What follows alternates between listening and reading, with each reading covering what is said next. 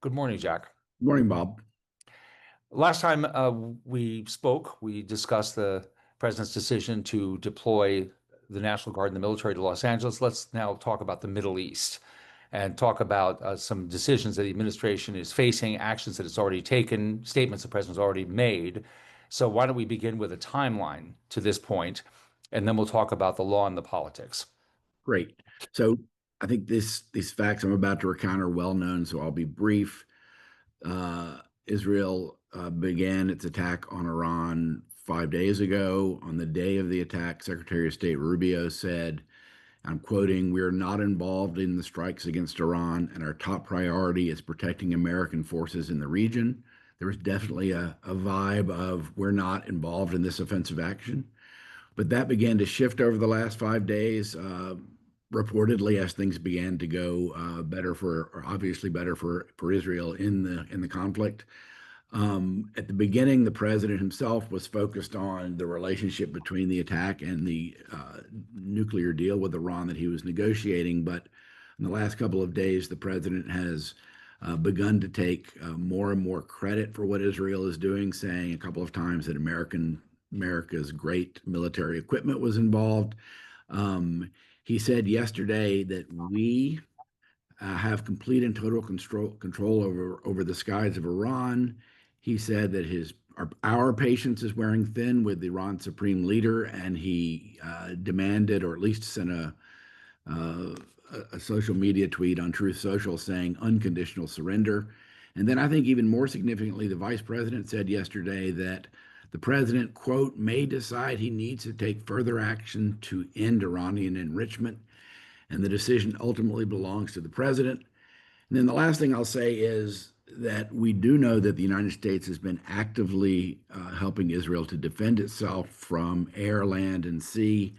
And we also know that there are now about 40,000 troops in the region, about 10,000 more than there has been. So that's where things stand. And I guess my question to you is, you were involved as White House counsel in the Obama administration in analogous situations where there was a consideration about large-scale uses of force. Just tell us, I mean, what is it like in a quote unquote normal administration when things like this are approaching? What is the process like?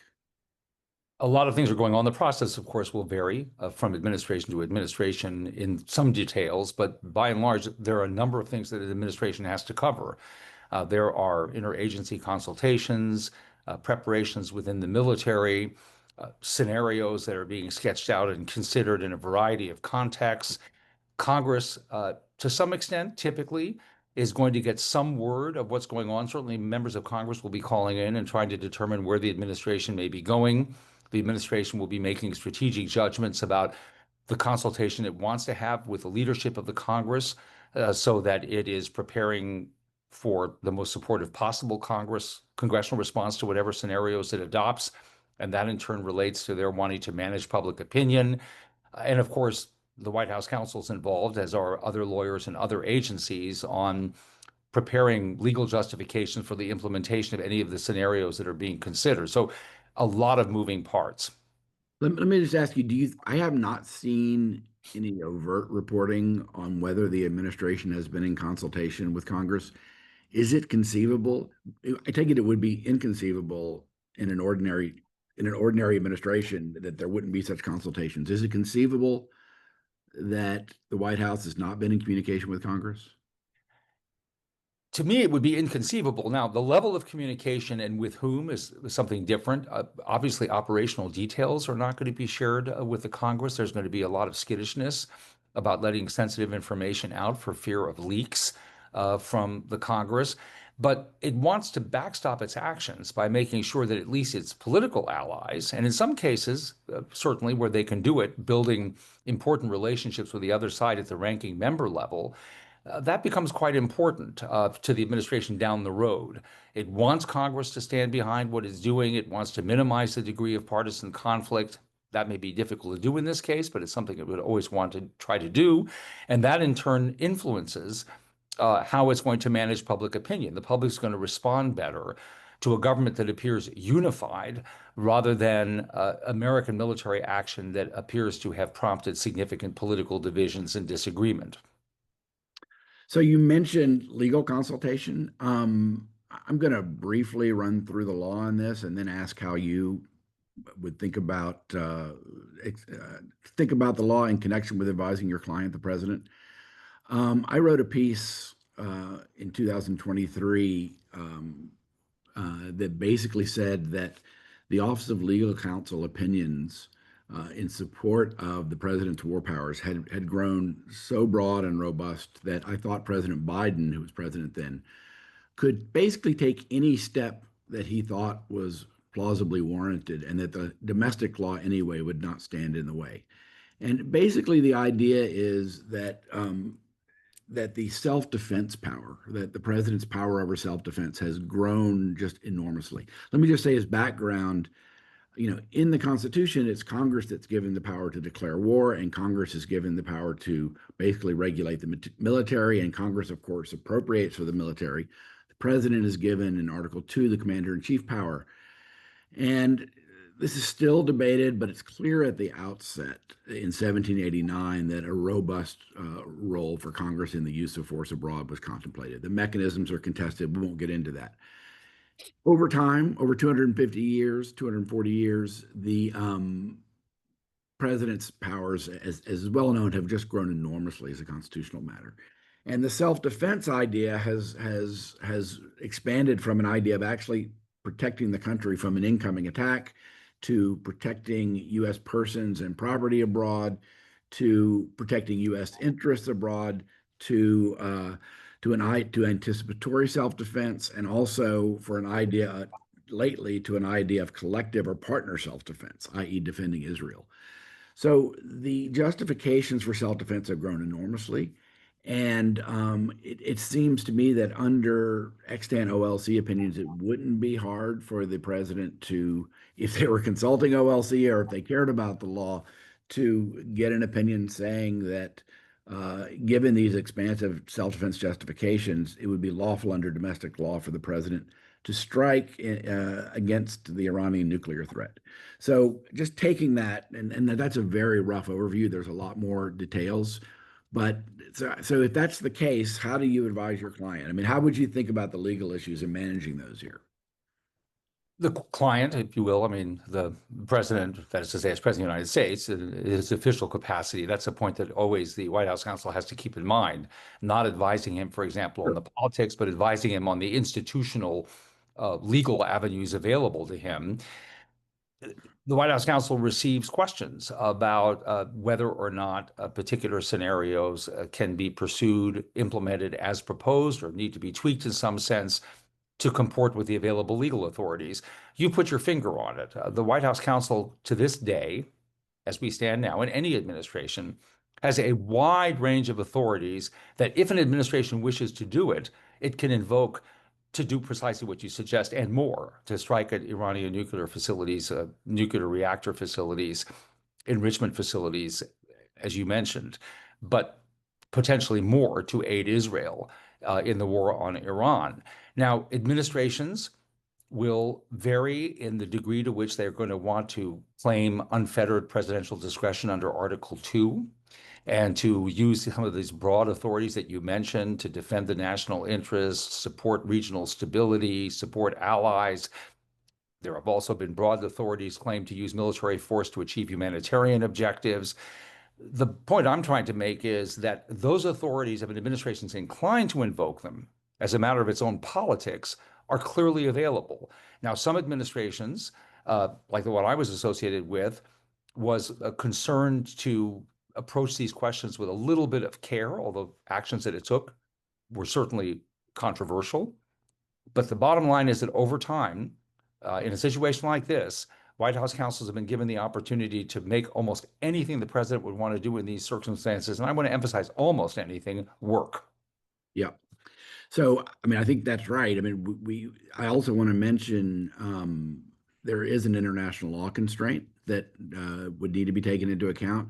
Again, I'm not going to get into the details. The question here would be whether Israel's actions and the United States joining Israel's actions was plausibly self-defense. I'll just say that there's going to be a massive debate about that, about anticipatory self-defense, the scope of it, the intelligence that's necessary. But I did want to mention that there's an international law dimension as well. So we've talked about the role of Congress. We've talked about the role of politics here. Um, Recall that in 2020, when the Trump administration did a targeted killing of General Soleimani, Iranian General Soleimani, there was pushback in the Congress. There was worry about this, bipartisan pushback. Congress actually exercising procedures under the War Powers Resolution.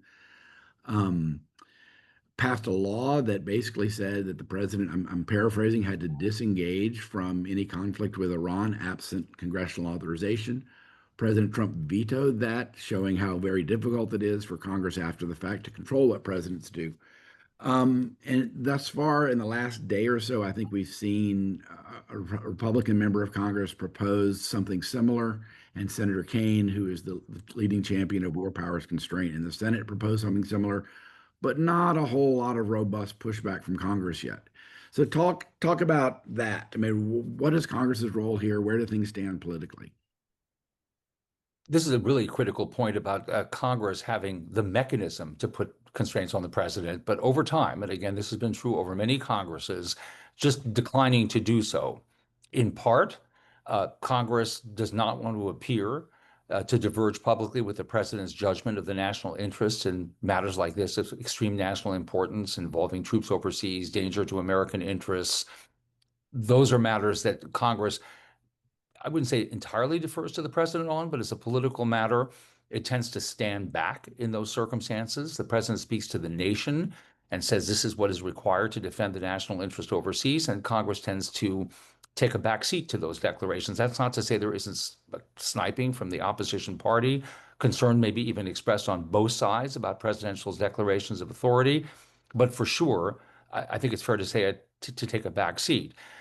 Congress since the Vietnam War, when it first asserted more robust authority through the enactment of the War Powers Resolution, has just steadfastly allowed the president to claim more and more ground with those justifications that you're talking about. And again, partly for political reasons. Uh, I think also it serves the Congress politically to wait and see what happens so that it can take credit for supporting the president when the mission goes well, and it can severely criticize the president, including pushing back on presidential claims of authority when the mission doesn't go well, when it becomes unpopular. And so we really have a problem with Congress having just been unwilling to take this matter on for a host of those kinds of basic political and institutional reasons. Yes, and I just want to sort of combine what we've said so far just to underscore the situation here, which is that because of, I mean, consistent with extant executive branch legal understandings about the president's scope of Article 2, the president's power under Article 2, and basically congressional passivity. We're in a situation now, and this was the point I made in 2023 with regard to President Biden, where the United States decision whether to bomb Iranian nuclear facilities and enter that war is entirely a discretionary call by the President of the United States. And in this situation, depends entirely on the judgment and discretion of President Trump. Yes, and That's the I, situation. yes, and in fact, I think your quote from Vice President Vance says it all. The president will have to decide. So this is not a case where, in the 11th hour, sort of under immediate attack, the president has to make a spur of the moment decision that only the president can make. Nobody disputes that there are circumstances like that that arise that would support executive action. This is a case where, over a long period of time, relatively speaking, the president can consider options, consult with Congress, look to develop congressional support, test public opinion, if you will. I'm going to come back to public opinion in a minute. But Vance's point is, no, but it's all up to him. It's entirely up to him. And that has, with a few exceptions, I think we want to mention that in a few cases, I think I'm right on the timing. In the 1980s, Congress did resort to some funding cutoffs to attempt to shape presidential action to sort of limit presidential ongoing involvement in hostile situations overseas. But for the most part, that doesn't happen. It's just generally understood that this is a choice the president can make. And you and I have written about this. This is not a tenable situation over the long run, and we're facing the consequences again now. Yeah, just the two situations you're referring to, at least that I recall, are Congress after the 1983 Lebanon um, bombing, basically put constraints and forced the president to wind down there. And then it happened again after the Somalia debacle under President Clinton. He was forced by Congress to basically pull back. But it's very rare, and it's just very, very rare. And it happens after the fact, usually after something goes wrong. So let's move to talk a little bit more about the politics and public opinion. There's been some I don't know, a seeming split within the MAGA coalition, and I'm not sure what the left in the Democratic Party is doing. Can you just talk about that and also give us your thoughts on the role that public opinion plays here? It plays a critical role, I think. I don't know how it's going to affect the thinking of Donald Trump, but it certainly plays a really significant role. Right now, there's ample polling support for the proposition that even within Trump's own party, there is no inclination for the United States, no inclination to have the United States engaged in foreign ventures and distract from what they believe they elected Donald Trump to do, which was to focus on increasing the standard of living, on the domestic economy, and so forth. And that's affected, for example, public opinion in his party, say, about Ukraine. There's a strong non-interventionist wing of his party, very vocal. Vice President Vance has been associated with it. I was only thinking this morning, by the way, of the two of them haranguing President Zelensky in the Oval Office, with Donald Trump saying, you're risking World War III, something to that effect, you're risking World War III. And here we are in a situation obviously fraught with extraordinary peril, this regional conflict, this war underway now between Israel and Iran. There's going to be resistance within his party. So that's a political factor. And then broader public opinion. I think generally speaking, even beyond the public opinion, and I'm thinking now about polls like a YouGov poll recently, just generally speaking, the public is not currently, how would I call it, motivated to see the United States engaged in military conflicts overseas or playing an active role that could draw it into military conflicts in a war like the one between Iran and Israel. So I agree, and I think that the considerations you just canvassed, both the general public view and the kind of views within the Republican Party, are why the administration at the outset of this basically took a hands-off approach, saying this is we're not we're not involved here. We're not overtly involved. We're not offensively involved. We're defending but not engaged in the offensive action. So this is, I think we can wrap up with this. Do you have any thoughts on what changed in the last 5 days? I mean, President Trump implied that he was working on some bigger deal. And I just wonder, given those political factors, why the change over the last 5 days by the administration? Do you have any thoughts on that? This is purely in the realm of rank speculation.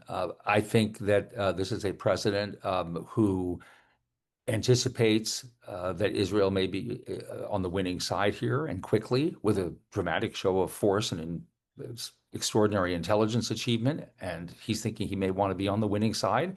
And as you said at the beginning, take credit for it. I suspect also he is responding to the wing of the party that wants a strong defense of Israel. And Israel has been, by all public reports, pushing the administration to become even more involved, and in particular to lend the military support it needs with bunker busting bombs to really achieve what it needs to achieve with this key facility at Fordo. And so I think he's under those kinds of pressures and maybe personal impulses or sort of political instincts that are pushing him in this direction for the moment. But one thing for sure, we know his mood and view can change on a dime. Yes, I think we can leave it there. It's an extremely fraught moment, and what happens will be in President Trump's discretion. Thanks, Yes. Bob. Thank you.